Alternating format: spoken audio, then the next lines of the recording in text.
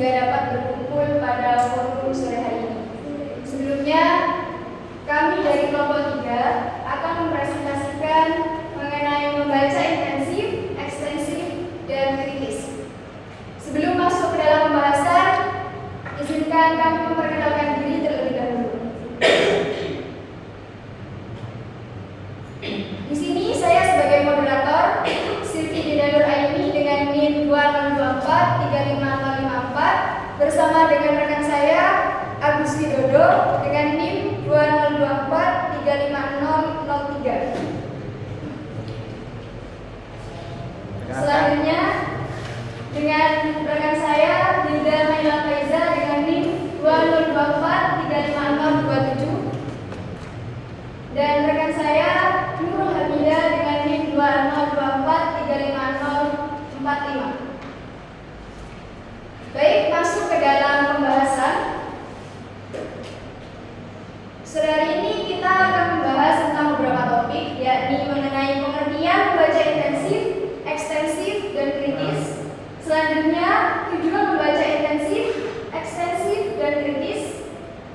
Lalu yang ketiga, manfaat membaca intensif, ekstensif, dan kritis. Yang keempat, teknik membaca intensif, ekstensif, dan kritis. Yang selanjutnya adalah strategi membaca intensif, ekstensif, dan kritis. Dan yang terakhir adalah contoh bacaan membaca intensif, ekstensif, dan kritis. Baik, untuk pembahasan yang pertama akan dijelaskan oleh rekan saya, rekan Dinda. Untuk rekan Dinda, saya persilakan. Pengertian membaca intensif. Menurut UAD 2017 menyatakan bahwa membaca intensif merupakan membaca pemahaman yang mempunyai tujuan memahami bacaan dengan kecepatan dan kecermatan untuk mendapatkan pemahaman dari sebuah teks bacaan. Kemudian menurut Harsono 2012 menyatakan bahwa membaca intensif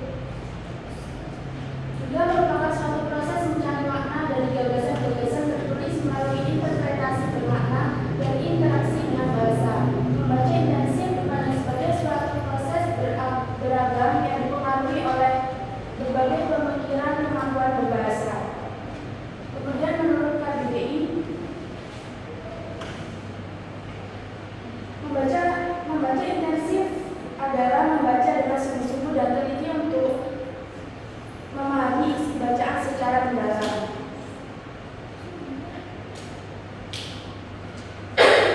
Kemudian tujuan membaca intensif. Yang pertama, memahami isi teks bacaan tersebut. Kemudian mengembangkan kemampuan analisis teks secara terstruktur. Yang ketiga, melatih kemampuan konsentrasi dan ketelitian dalam membaca. Kemudian yang keempat, mempersiapkan siswa dalam menghadapi tes ilmiah dan akademik.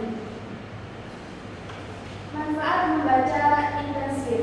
Yang pertama, untuk meningkatkan kemampuan memahami teks secara menyeluruh dan mendalam. Yang kedua, mengembangkan kemampuan berpikir kritis dan analitik. Yang ketiga, untuk memperkuat penguasaan tata bahasa, struktur kalimat dan unsur kebahasaan lainnya. Yang kelima, yang keempat, memperkaya pembendaharaan kosakata secara konseptual. Kemudian teknik membaca intensif. Yang pertama, membaca cepat awal atau skimming awal.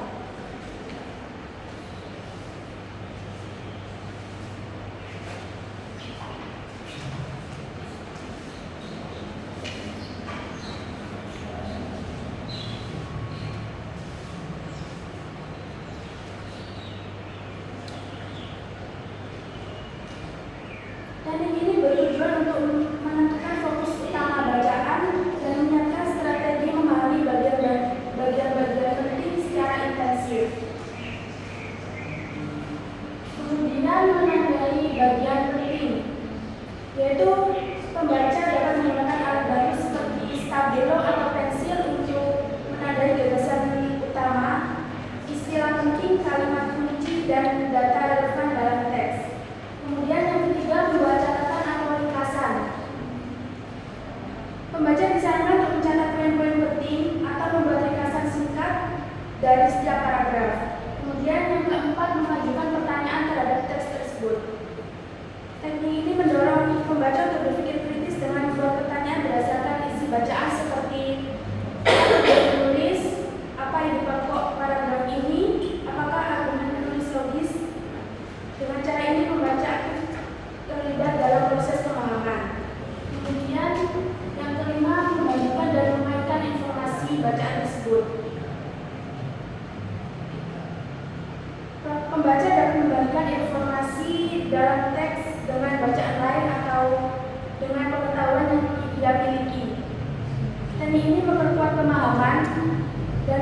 munculnya wawasan baru berdasarkan sintesis informasi.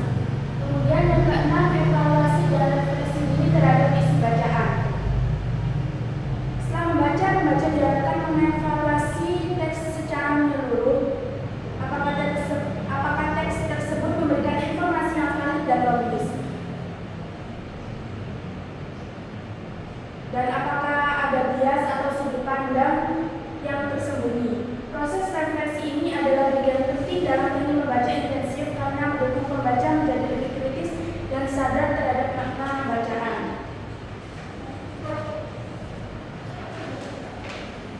Baik, terima kasih rekan Bunda. Untuk selanjutnya, strategi membaca intensif akan dijelaskan oleh saya sendiri.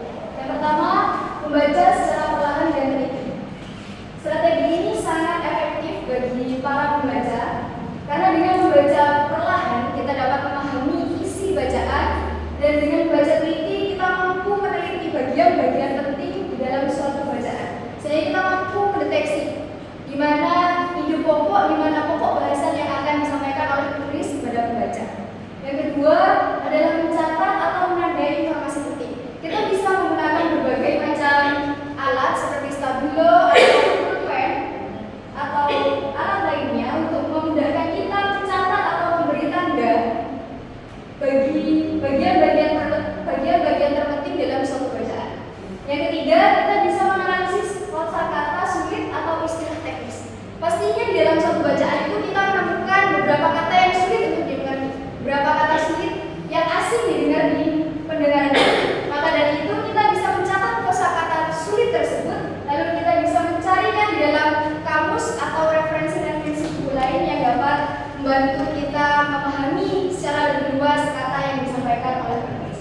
Selanjutnya, yang nomor 4, kita dapat mengajukan pertanyaan tentang sebuah teks.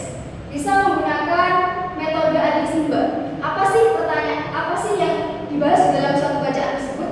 Di mana sih letak pembahasan yang ada pada suatu bacaan tersebut? Lalu mengapa bacaan ini penting untuk dibaca oleh seorang pembaca dan lain sebagainya.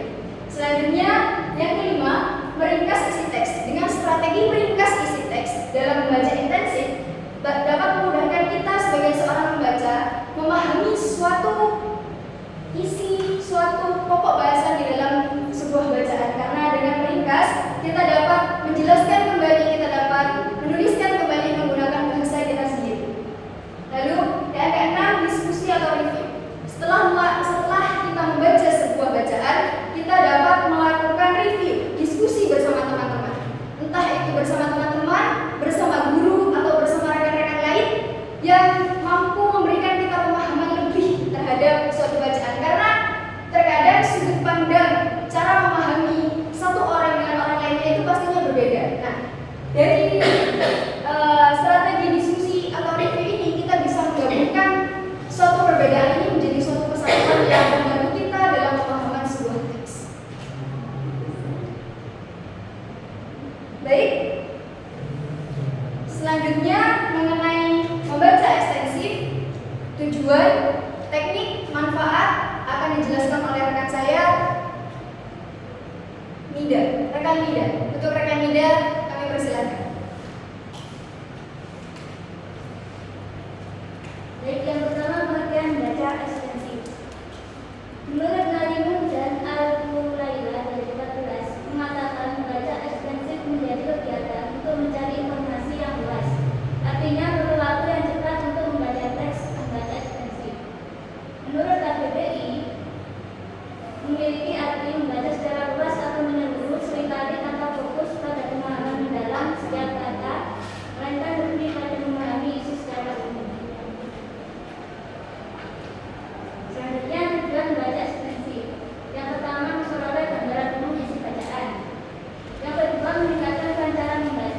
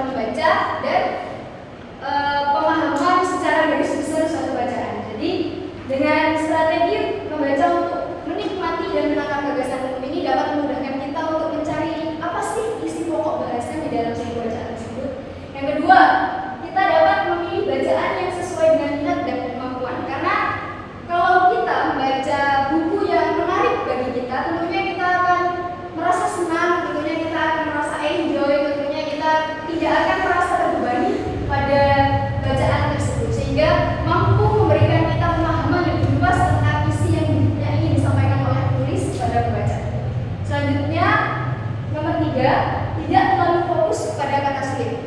Seperti yang saya jelaskan tadi, membaca ekstensif adalah berfokus kepada pemahaman pembaca dalam garis besar. Jadi, jika kita menemukan kata-kata yang sulit, maka sebaiknya kita tidak terlalu menghiraukan itu. Jadi kita lanjut membaca, di mana bacaan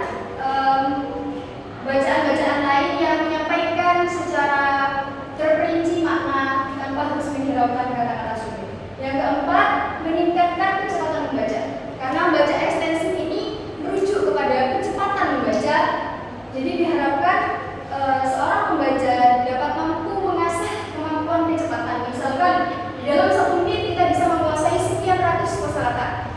Dalam sekian menit kita mampu menyelesaikan sekian ribu kosakata. Jadi seorang pembaca itu dituntut untuk mengasah kecepatannya di dalam membaca. Yang kelima, membuat ringkasan singkat. Di dalam strategi membaca ekstensif ini, kita dianjurkan untuk membuat ringkasan singkat, karena dengan ringkasan singkat ini kita mampu menggali informasi yang ingin disampaikan oleh penulis itu secara lebih mendalam dan secara lebih terperinci.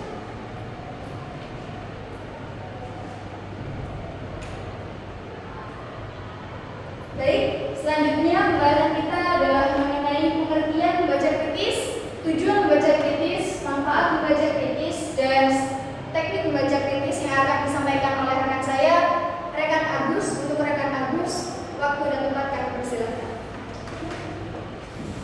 Sini saya akan menjelaskan tentang pengertian membaca kritis. Jadi menurut Ahudja dan Ahudja 2010 mengatakan bahwa membaca kritis adalah penerapan proses berpikir kritis terhadap bacaan. Yaitu proses ini melibatkan aktivitas memahami teks, menginterpretasi dan menilai informasi, serta memberikan respon terhadap beragam bacaan. Kemudian menurut Johnson 2007 menyatakan bahwa membaca kritis adalah proses terarah dalam kegiatan mental untuk memecahkan masalah, mengambil keputusan dan menganalisis dan mengevaluasi secara sistematis. Kemudian menurut KBBI mendefinisikan bahwa membaca kritis sebagai membaca yang bertujuan untuk meneliti atau menguji kebenaran dan keabsahan isi bacaan.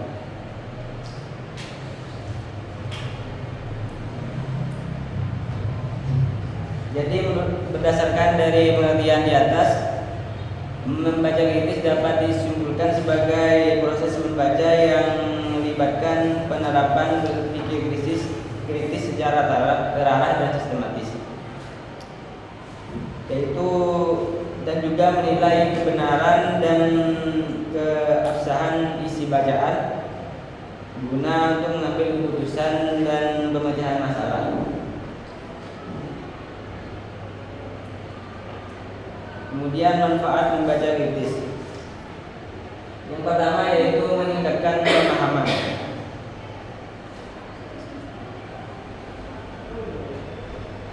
Kedua, membaca kritis yaitu memahami makna tersurat dan tersirat. Jadi dalam membaca kritis itu tidak hanya menangkap informasi secara tersurat atau langsung itu, tetapi dapat memahami pesan yang tersirat atau tersembunyi.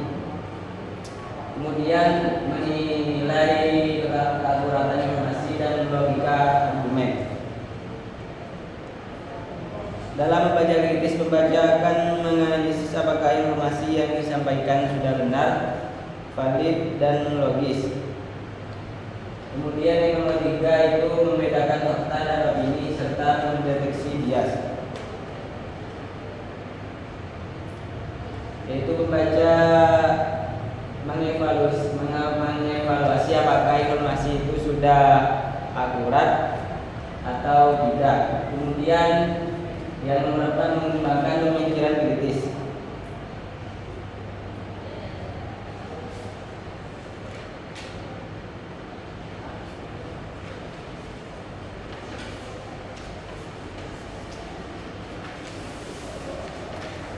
Yang nomor 4 yaitu mengembangkan pemikiran kritis. Jadi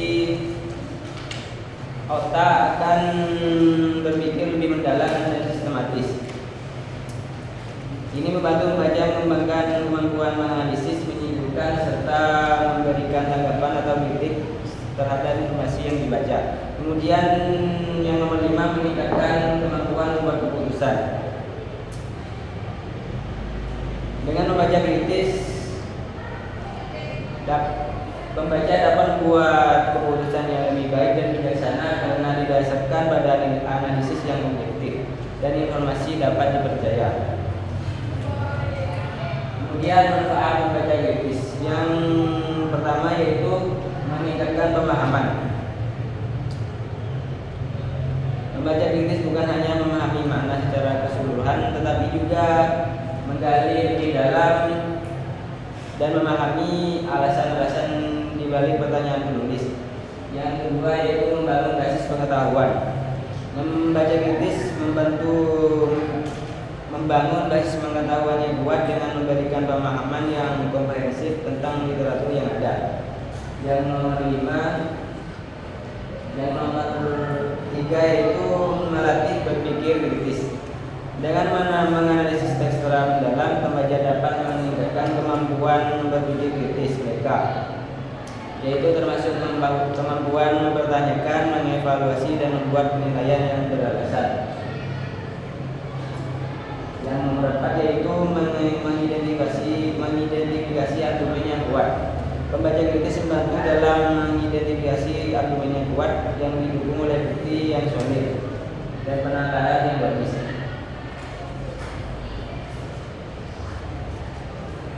Yang nomor 5 yaitu menilai validitas slide. Membaca kritis juga memungkinkan pembaca untuk menilai kebenaran yang dibuat di dalam tes, seperti mengevaluasi keakuratan informasi dan sumber informasi. Yang nomor 6 yaitu meningkatkan kemampuan pengambilan keputusan. Dengan kemampuan berpikir kritis yang lebih baik, pembaca dapat membuat keputusan yang lebih tepat dan terhindar dari kesalahan yang berpotensi merugikan. Kemudian yang nomor 7 yaitu membantu dalam verifikasi informasi. Pembaca kritis dalam verifikasi keakuratan informasi yang diperoleh, sehingga pembaca itu dapat membedakan antara fakta dan opini. Kemudian yang nomor 8 yaitu meningkatkan pemahaman teks. Pembaca kritis dapat memecah teks menjadi bagian-bagian yang kecil dengan mengidentifikasi konsep utama dan memahami ide-ide kompleks dengan baik.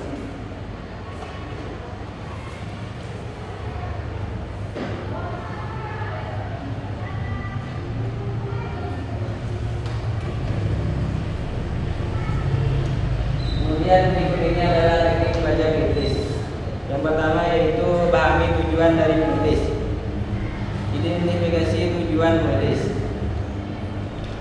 Apakah penulis itu bertujuan untuk memberitahu atau meyakinkan atau juga menghibur. Yang kedua, pahami struktur teks. Perhatikan judul, subjudul, paragraf pembuka dan penutup. Kemudian yang nomor 3 itu baca dengan perhatian, yaitu dengan meneliti bacaan, kemudian membuat catatan dan soroti bagian yang penting. Yang nomor 4 yaitu mengajukan pertanyaan. Ajukan pertanyaan seperti apa dimaksud penulis, apa yang disajikan, bagaimana kebenarannya, dan apakah ada bukti yang mendukung. Kemudian analisis dan evaluasi, yaitu menilai keakuratan, relevansi, dan objektivitas informasi yang disajikan. Kemudian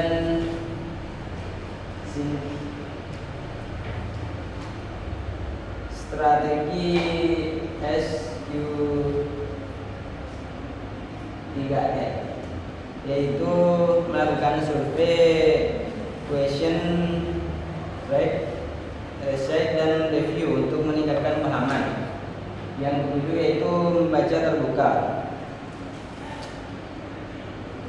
Terbuka terhadap berbagai sudut pandang dan informasi, meskipun berbeda dengan pemikiran Anda.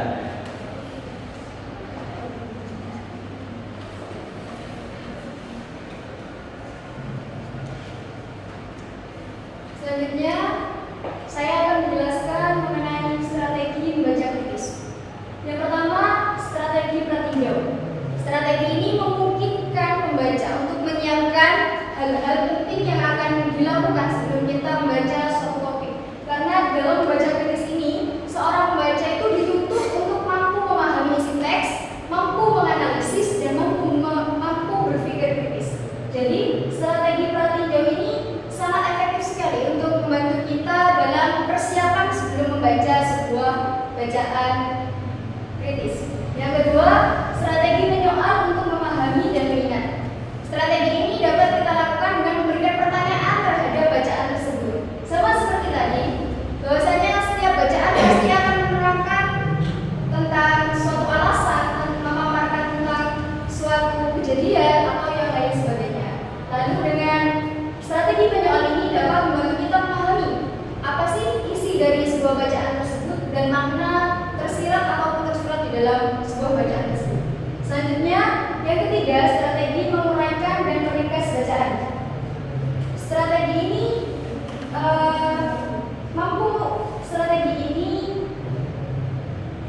mampu dimulai dengan kita menguraikan, menempatkan ide-ide utama, menggunakan kalimatnya sendiri, sehingga hal ini dapat menunjukkan seberapa kritis tingkat pembaca seseorang.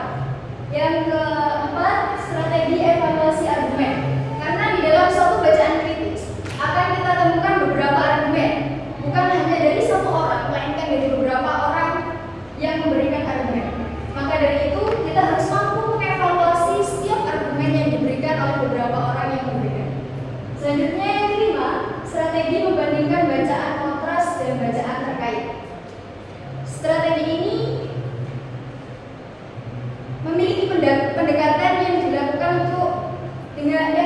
secara berbeda-beda. Untuk itu kita dapat menggunakan strategi membandingkan ini untuk mencari sebuah kebenaran di dalam suatu teks. Karena terkadang suatu teks ini memberikan sebuah penyajian yang menggantung, yang kadang kita sendiri tidak setuju terhadap sebuah teks bacaan tersebut. Maka dari itu, dengan strategi membandingkan bacaan kontras dengan bacaan yang terkait dapat membantu kita untuk meningkatkan keyakinan terhadap suatu bacaan.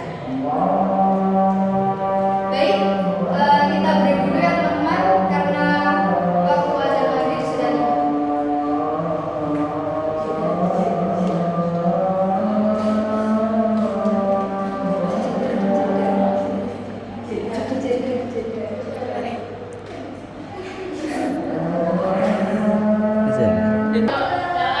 Ketok muka.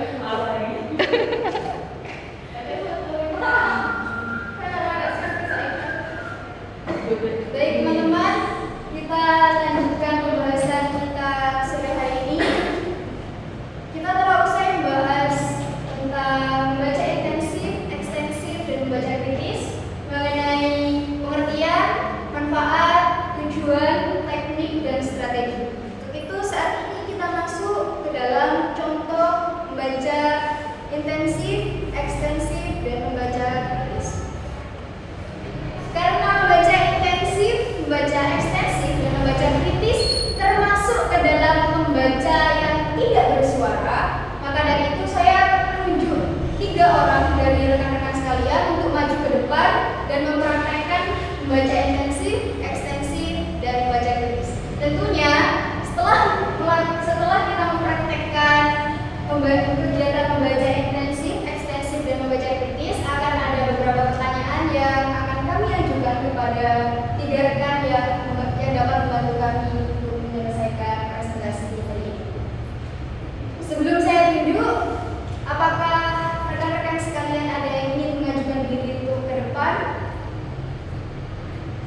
Baik, jika tidak ada, saya yang akan menunjuk.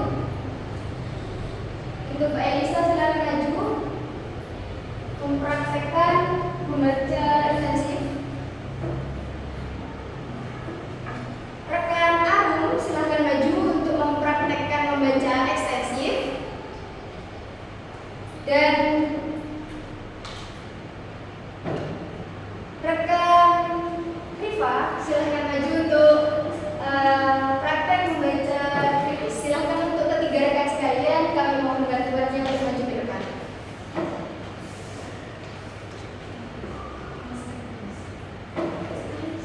Ketiganya langsung saja.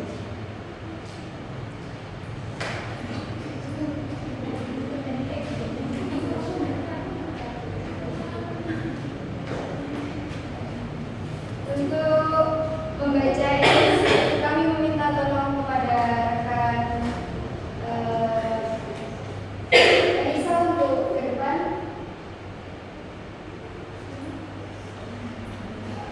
Baik.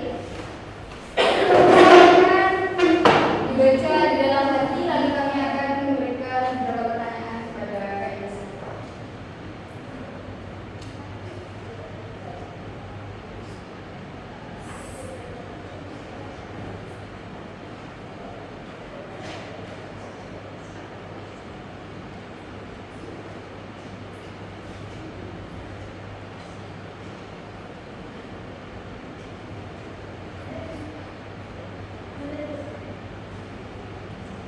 Sudah? Baik, saya akan memberikan beberapa pertanyaan untuk menguji seberapa paham rekan Anissa terhadap bacaan yang telah kami sajikan. Pertanyaan pertama, berdasarkan bacaan di atas, apa manfaat utama hutan bagi makhluk hidup? Menjadi tempat tinggal bagi jenis hewan dan tumbuhan. Baik, bagaimana rekan-rekan sekalian? Apakah jawabannya sesuai dengan bacaan atau kurang sesuai? Sesuai. Berikan tepuk tangan kepada rekan.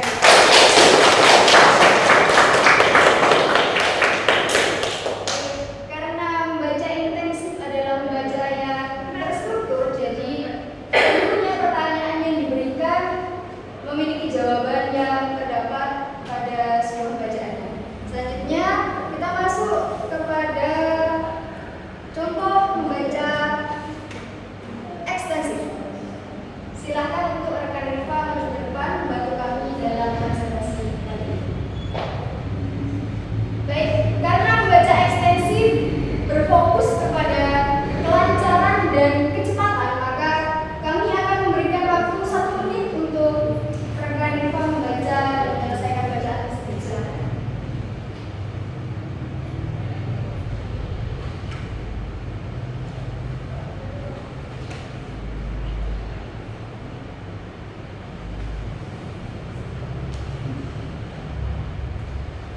Apakah dapat dihadiri?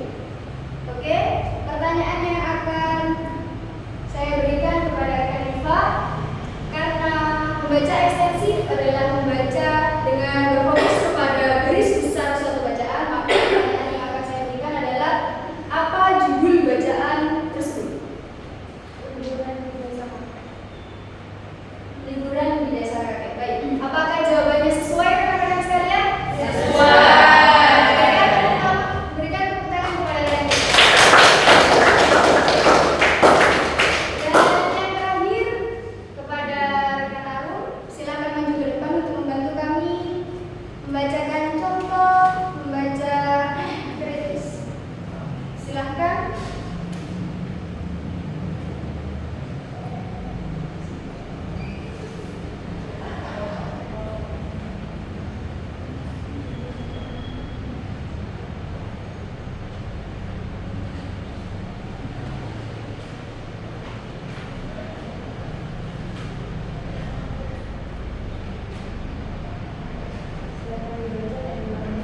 Sudah selesai? Baik, contoh membaca kritis. Karena membaca kritis adalah membaca yang berfokus kepada ketelitian dan kefokusan serta menuntut pembacanya berpikir kritis, maka pertanyaannya yang akan saya ajukan adalah berikan pendapatmu mengenai bacaan tersebut. Pendapat saya terkait bacaan yang ada di depan. Saya merasa setuju karena penggunaan plastik memang murah, tapi dampaknya memang buruk. Jadi untuk penggunaan plastik sekali pakai menurut saya itu sudah bagus. Baik, apakah menurut rekan-rekan sekalian jawaban dari rekan Arum ini sesuai dengan bacaan yang ada di depan? Baik, berikan tepuk tangan kepada sebelum rekan-rekan sekalian yang telah membantu kami kembali ke tempatnya, kami ada sedikit bingkisan kecil untuk rekan-rekan sekalian. Silakan diberikan.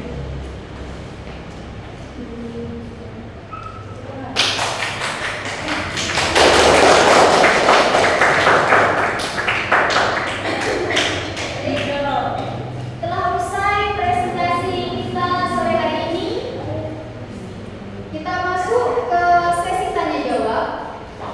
Apakah dari rekan-rekan sekalian ada yang ingin bertanya? Baik, rekan silakan berdiri, memperkenalkan diri dan dari nomor berapa? Perkenalkan, nama saya Setia Devi, NIM 2024 3502 dari kelompok 5. Izin bertanya, menurut pendapat kelompok, apa tantangan yang dihadapi si pembaca dalam menerapkan membaca kritis terhadap informasi yang berada di media sosial? Dan jelaskan dan berikan solusi yang relevan. Baik, terima kasih atas pertanyaannya. Berikan tepuk tangan dulu teman-teman. Kami akan menampung pertanyaan terlebih dahulu dan mendiskusikannya. Apakah ada yang ingin bertanya lagi? Silahkan angkat tangan. Baik, silahkan rekan untuk berdiri dan memperkenalkan diri. Perkenalkan, nama saya Febri Nurulsari dari 2024 dari kelompok 1. Izin bertanya. Dalam era AI dan informasi instan, apakah membaca kritis menjadi lebih penting atau justru lebih sulit untuk dilakukan? Baik, terima kasih atas pertanyaannya. Berikan tepuk tangan dulu pada satu lagi pertanyaan yang akan kami tampung. Silahkan berdiri dan mengangkat tangan. Baik, silahkan rekan untuk berdiri dan memperkenalkan diri. Sebelumnya, perkenalkan, nama saya Dina Isandra Sabina, NIM 2024 35016. Pertanyaannya yaitu, dalam sistem pendidikan di Indonesia saat ini, apakah sistem pendidikan tersebut sudah cukup mendukung pengembangan kemampuan membaca kritis pada siswa?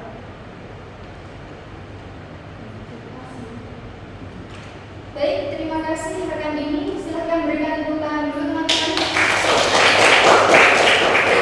Untuk itu berikan kami waktu untuk mendiskusikan pertanyaan dari rekan-rekan terlebih dahulu.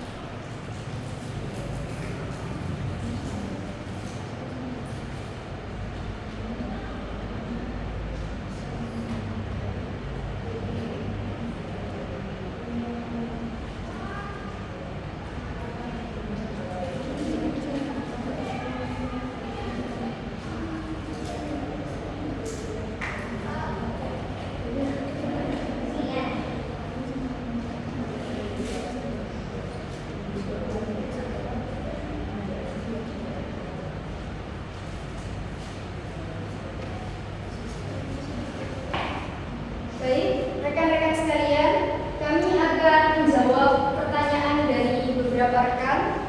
Pertanyaan yang pertama akan dijawab oleh rekan Agus. Pertanyaan kedua akan dijawab oleh rekan Hilda.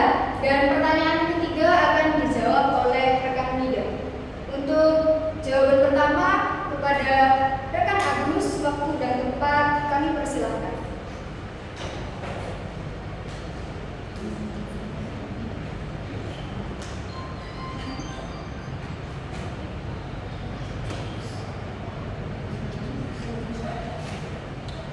Jadi saya akan menjawab dari pertanyaan. Silahkan berdiri dulu, rekan Agus. Jadi saya di sini akan menjawab pertanyaan dari Mbak Devi, yaitu apa tantangan yang dihadapi membaca dalam menerapkan membaca kritis terhadap informasi yang beredar di media sosial. Tantangan yang dihadapi itu seperti yang pertama yaitu kebanjiran informasi.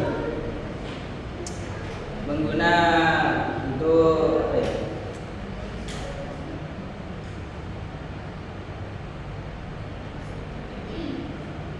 kesulitan membedakan antara informasi yang penting dan tidak. Karena di media sosial itu kan banyak informasi yang tidak penting dibaca atau disampaikan itu. Kedua yaitu hoax dan disinformasi, yaitu banyak informasi palsu atau dimanipulasi secara emosional agar cepat viral. Kemudian solusi yang bisa dilakukan untuk mengatasi tantangan-tantangan dalam membaca kritis di era media sosial sekarang. Yang pertama yaitu melalui edukasi literasi media dan digital. Jadi sejak usia kecil para siswa itu dibiasakan untuk memverifikasi fakta atau membiasakan untuk mencari fakta, kemudian mengenali hoax atau berita-berita palsu, dan juga mengevaluasi sumber informasi. Apa bisa diterima? Baik, berikan tepuk tangan kepada rekan saya yang selanjutnya. Pertanyaan kedua akan dijawab oleh rekan saya, rekan Hilda. Waktu dan tempat kami persilakan.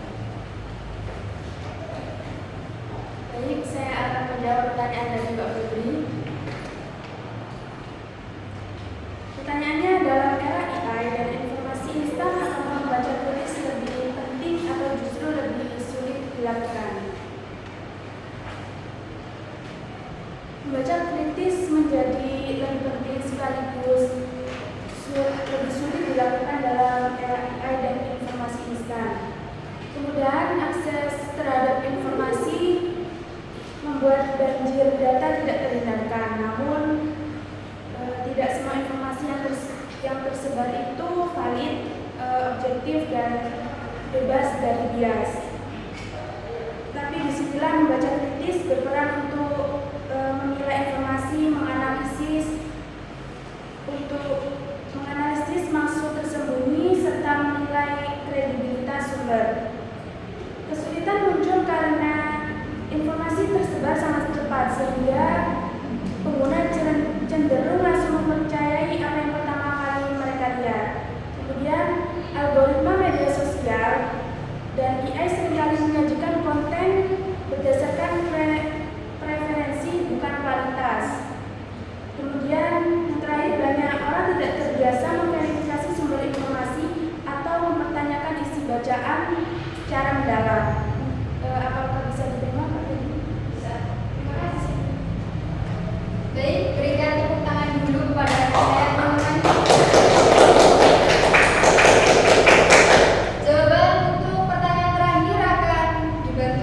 oleh rekan saya, rekan Mida. Waktu dan tempat kami persilakan.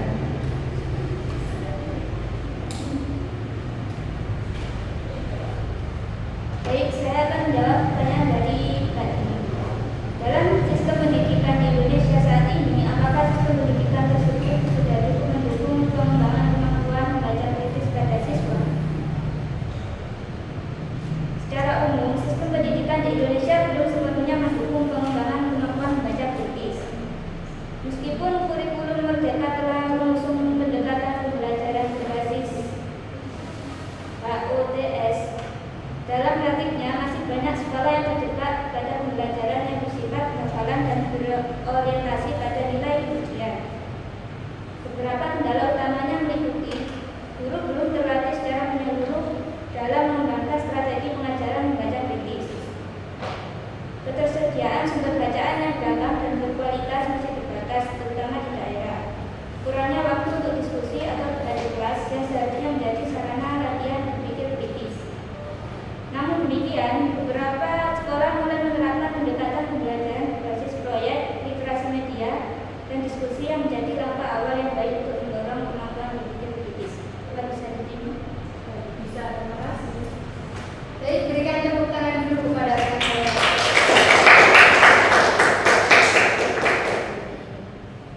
Sebelum mengakhiri presentasi sore hari ini, saya akan membacakan kesimpulan dari pembahasan kita sore hari ini. Membaca adalah kegiatan yang sangat penting dalam proses pembelajaran atau proses pengembangan diri. Nah, membaca yang kita bahas tadi terdiri dari 3 jenis, yakni membaca intensif, membaca ekstensif, dan membaca kritis.